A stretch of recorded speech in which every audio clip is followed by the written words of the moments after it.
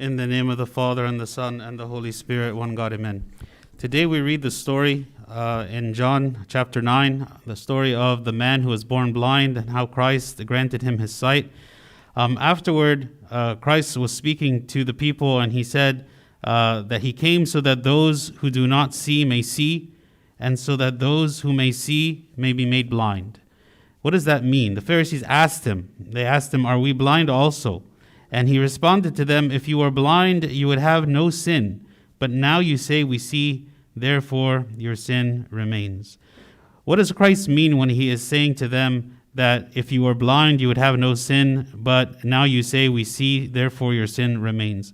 A person who has blindness, who acknowledges their blindness, who acknowledges their foolishness, who acknowledges their mistakes, who acknowledges that they are struggling to do what is right, to such a person, God can heal. God can work with them. God can find a solution for them. God will forgive them and work with them in their life. But to a person who refuses to acknowledge that they have any kind of blindness, that they make any kind of error, any kind of mistake in their life, such a person cannot be healed. This is why the blind man, when Christ asked him when Christ asked him if he wants to be healed, he told him to do something. He told him to go and wash in the pool.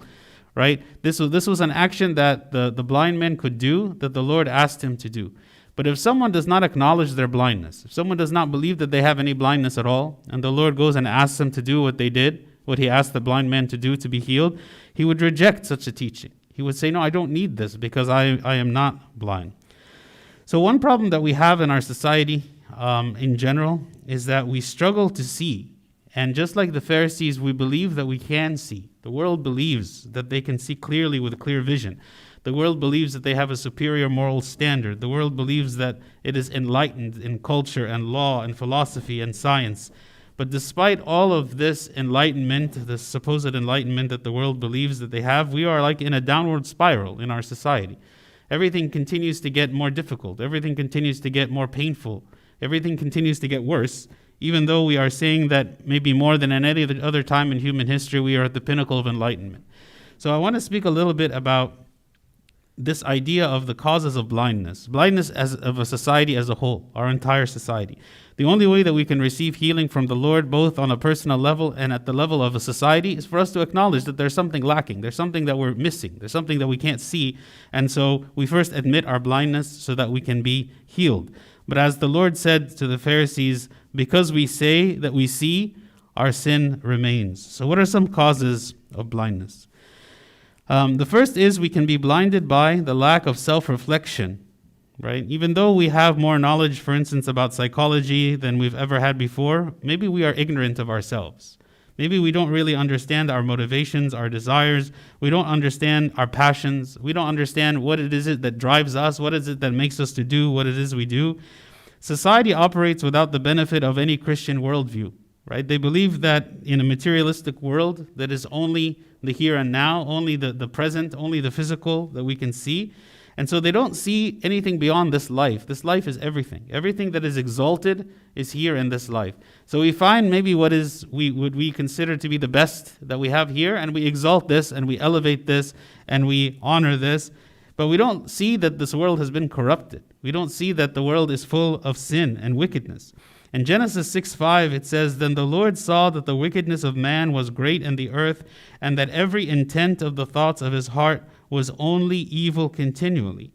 So as Christians, we acknowledge the evil. As Christians, we acknowledge the weakness. As Christians, we look for salvation from this sin that is in us. And this is what makes us able to see, because we reflect. We look at ourselves and we say, this is who I am. This is the reality of the situation, is that I have been corrupted, is that I have wickedness in my heart, and that I need salvation, that I need the Savior. I need the Lord to come and to save. So when the Lord comes and he offers salvation, we accept him with open arms because we realize that we are lacking, that we need something that we don't have. This is what makes the Christian life livable, because we look at ourselves and find sin, yes, but at the same time, we find hope in the Lord who saves us from our sin. But the world does not see this. The world does not have this worldview. The world has a type of self-righteousness They assume that each one is perfect in of themselves, and we only look on the outside to criticize others. How is it that we can judge another? This whole idea of the cancel culture that we've been talking about a lot in the media and so on in our society, cancel culture is a product of a lack of self-understanding. Because it's easy for me to point to others and to say, well, because you made a mistake or you said something you shouldn't have said, then that means I will cancel you. I will remove you from history. I will destroy you in whatever way that I can. I will ruin your reputation. I will do anything that I can to destroy you. But what about myself? What is it that I am? What is it that I am deserving? When the Lord calls us not to judge one another, St. Paul says in Romans chapter 2, "And do you think this, O man, you who judge those practicing such things and doing the same, that you will escape the judgment of God? We who are judging the other, and we ourselves are practicing the same thing that we are judging, are we to escape the judgment of God?" This is the first type of blindness, a blindness that is coming from a lack of self-reflection. When I don't look at myself and I don't know myself or who I am, it's easy for me to point at everyone else around me and to find flaws and errors in everyone but myself. The second cause of blindness is that we are blinded by a self-created moral standard. The moral standard in the world is created by man. It is ever-changing from generation to generation and even from year to year. People in society decide, seemingly by just consensus, what is right and what is wrong. And things that could have been right for years and years and years are suddenly declared to be wrong, and they were wrong all along, even though we didn't realize it. And now suddenly things that had been considered to be wrong all along are suddenly considered to be right. And who decides this? Society decides. There is no other lawgiver or moral standard giver except for what the people think and what the people believe. And so the problem with this is that we are constantly changing. We are always changing all the time. What is it that we believe? There is an ever more complex set of rules that people have to abide by to be considered to be right in the world. And if we do not abide by such principles, then we are considered to be wrong or bigots or racists or whatever it might be. And while people are pursuing these ever more complicated and ever more refined, according to their understanding, definitions of morality, the fundamental principles of morality that God gave us have been ignored. What is the principles of morality? The fundamental virtues that God has called us to live by. Things like kindness, forgiveness, patience, real tolerance of others, right? Real love for others. All those things, these core principles of morality that God has given us are now considered unimportant. How often do we speak about being kind to one another in the social discourse? There is no kindness in the social discourse. There is no forgiveness in the social discourse. There is only hatred. There is only attacks. There's only trying to prove points. There is only self-defense. There's no apologies. There's no admission of wrong. None of the things that actually God calls us for in terms of a moral standard do we find in the world anymore. And so this, even while people believe themselves to be very, very righteous in themselves. It reminded me of a verse in the book of Judges. In Judges 21:25, it says, "In those days there was no king in Israel. Everyone did what was right in his own eyes." And this is certainly the kind of the world that we live in. Everyone who has rejected God's standard of morality, everyone does whatever is right in their own eyes. And this standard is not even applied equally, right? Certain people who are the favorites, certain people who are the powerful, certain people whom the people want them to be in power are treated in one way, and other people who have different beliefs, who have different understanding, who have different values are treated in a different way. Even this standard, this self-created moral standard of the world is not applied evenly or uniformly for everyone. So this creates blindness. Why? Because it is easy for me to create a law for myself. If I create a law for myself, I can follow that law because I am the creator of the law. And because the law can change so easily, if I decide one day that I want to live a different way than before, I simply change my law. And now I am always conforming to the law, and I always believe myself to be a righteous person because no matter what I do, I'm always doing according to my own standard. This is the problem with creating our own system of law. But when you say what is the law of God, God's law is unchangeable. Does not change, regardless of what century it is. It does not change, and it is applied equally to everyone.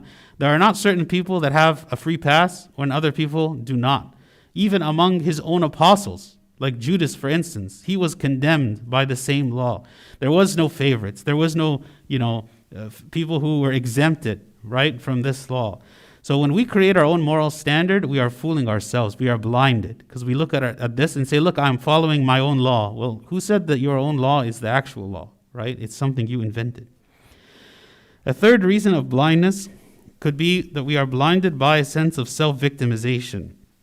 In the church of Corinth, they had a problem with divisions, right? They were divided among themselves. And so the people, instead of being forgiving to one another whenever they would wrong one another, instead of trying to find compromise, instead of trying to reconcile whenever there was some kind of conflict, right, and trying to find a loving solution, right, instead they would go and take each other to court.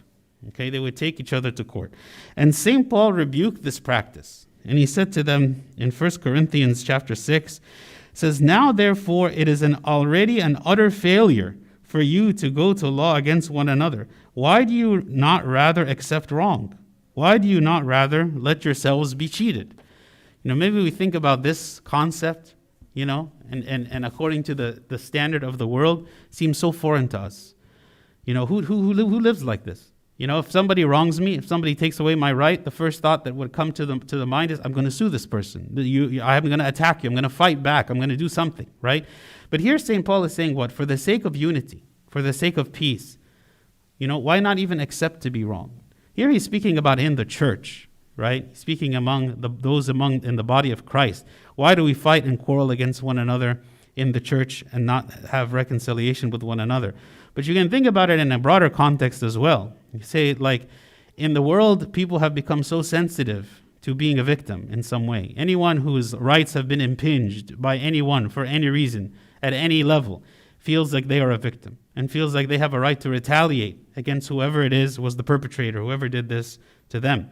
So society teaches us now that we should demand rights, but even through means, really any means necessary, whether it be hatred or violence or destruction of property or destruction of reputation, that if somebody harms me in some way, it's almost like I have, a free pass to do anything I want to them at all in the name of you infringed on my rights, or you did something that harmed me or in some way.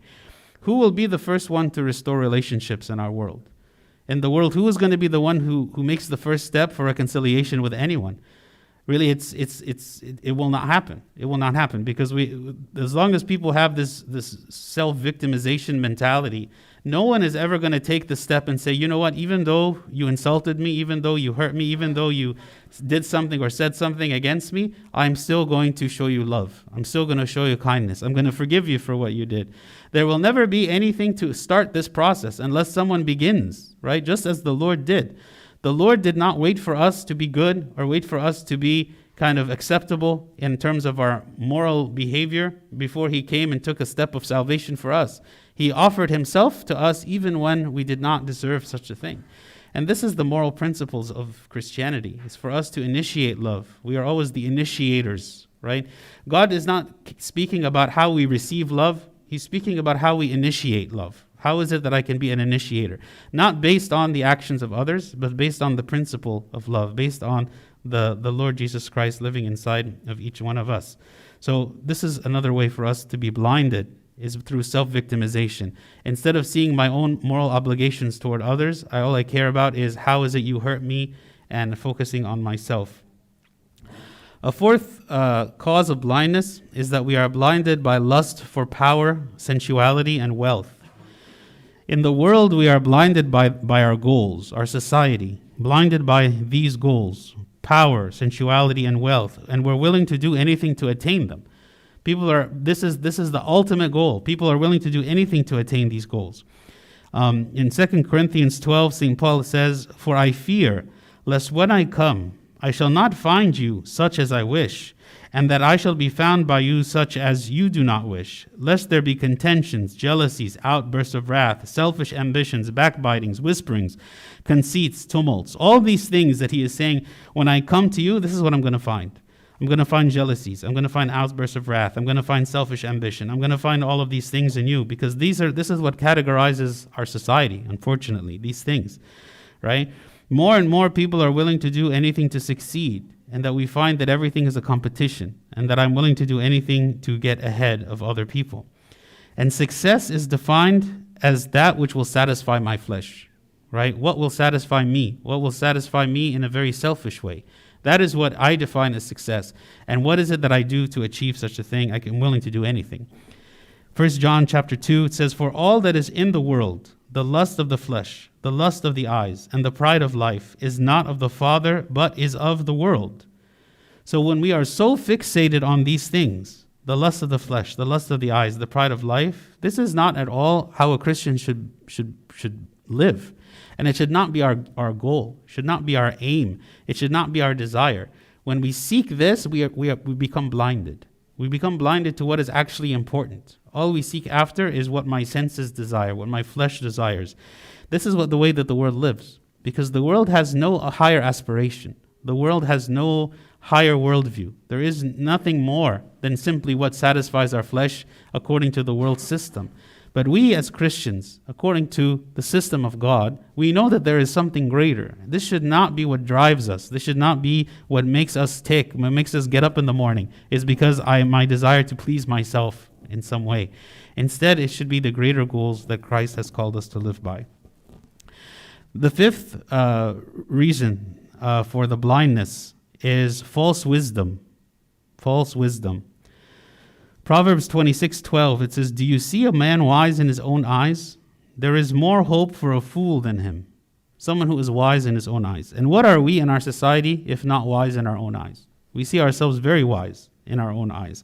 We believe ourselves to be self-enlightened because we believe that we have all the answers. And we believe that every answer is attainable, and that we are, as a race, as a human race, can solve any problem, and that there is nothing that we cannot do, and that we are morally superior. Okay, we have this false wisdom. We speak with such certainties about the world around us. Even it amazes me, even like when we watch the news, for instance, about COVID. Everybody wants to think that they have the answer. Everybody thinks that they know what is going to happen in the future, and everyone contradicts everyone else. Right? You don't see that there's a sense of humility in the way that we speak about things. Everything is a certainty. Everything I speak about, I say, this is what is going to happen, or this is why this has happened, or this is what you must do, or this is why you shouldn't do this. And even though we contradict one another, everybody has a different opinion, and yet everyone is operating by the sense of false wisdom. I even accuse others who don't have the same opinion as I have, because I believe myself to be the one with the greatest wisdom. If we are so enlightened, and if we are so advanced, then why is there so much misery in the world? Why is there so much loneliness in the world? Why is there so much anger and hatred in the world? You would imagine that our enlightenment would have been enough to conquer all these things if truly we are enlightened. But maybe at no other time in human history has there been more hatred, right, than we have now, just in general, everywhere, right? So this is the false wisdom. We believe that we know how to live. Right? The world believes that it knows how to live, but it is living in darkness. It is away from God. There is no light. They believe that they can find the kind of purpose and the truth apart from God, and this has failed. The sixth reason of blindness is wrong counsel. Who is it that is the counsel that we go to? Who is it that we go to for advice? Who is it that we listen to, right? Who are those with the loudest voices in the world? The celebrities, the politicians, the rich. Those people with the loudest voices that have the biggest megaphones are the ones that are the most influential. Those are the ones who speak to the widest range of audience, and those are the ones whom a lot of people will listen to. Are these the ones with the moral standard that we want to live by? Are these the ones that have the lifestyle that I want to emulate? Are these the ones with the belief system that I want to adopt? The ones with the loudest voices, the ones with the greatest resources, the ones who are the richest, the wealthiest, the most powerful. Are these the ones that I want to listen to? These are the ones who drive the world. They're the ones who lead for others to follow. Are these the voices when we turn on the TV, when we go online? Are these the voices of the people that I will attach myself to, that I will follow them because they are successful in and of themselves? In Colossians 2, verse 8, it says, "Beware lest anyone cheat you through philosophy and empty deceit, according to the tradition of men, according to the basic principles of the world and not according to Christ. These people are leading us in the wrong direction. These people are leading us to darkness and to destruction because they lead us to a godless place, to a place where there is no God, to a place where we elevate human understanding and human pride above everything else, not with a sense of humility, not with a sense of that we are in need of anything, but that we are self-sufficient in and of ourselves. This is where they are leading us. So the world becomes blinded through this wrong counsel, through listening to the wrong people. The last reason of blindness I want to speak about is fleeing the light of truth. Fleeing the light of truth. The final act of blindness is to flee. Maybe I begin to see that there is some sources of light. Maybe when I read the Bible, I see there is some source of light. Maybe when I listen to someone who is truly wise, I see there is some source of light. But then it convicts me because it tells me that the way that I'm currently living, there's something wrong with it. There's something that I need to change in it when I read the Bible, when I listen to a sermon. There's something that I'm doing wrong. There's something that I need to change. And then it is up to us to make this decision. Do I want to continue to live in darkness, or do I want to see the light and go toward the light and change my life? The blind man that we read about today in the gospel, he knew that he was blind. And because of that, he embraced the healing of Christ. But the Pharisees rejected this healing. The Pharisees did not believe that they were blind. They were very proud of themselves for what they have accomplished, for what they did, for who they were, for the authority that they had. So they were completely rejecting of Christ from the beginning. In our society, God has been completely ejected from the civil discourse. There is no mention of him except in a mocking way. And to those who believe in him, who are mocked and insulted. So when we look at how is it that we want to live in the world, and who is it that we want to listen to, do we look to those people who are blind? Do we look to those people who have all these various reasons to be blinded? They have the wrong goals, they have a false wisdom, they seek the wrong counsel, they set their own moral standard in everything that we've said. Or do we look to the Lord? Okay? In 2 Timothy chapter 4, it says, "For the time will come when they will not endure sound doctrine, but according to their own desires, because they have itching ears, they will heap up for themselves teachers." This is the world that we live. The time has come when people will not endure sound doctrine. If we try to tell people the truth, they don't want to hear, they don't want to listen. So in the end, I would say the reason that we got to this point as a society is because of each individual. Because of each individual. How do we solve a problem like this? Is solving this general blindness in society? Is it through activism? Is it through voting and democracy? Is it through making awareness?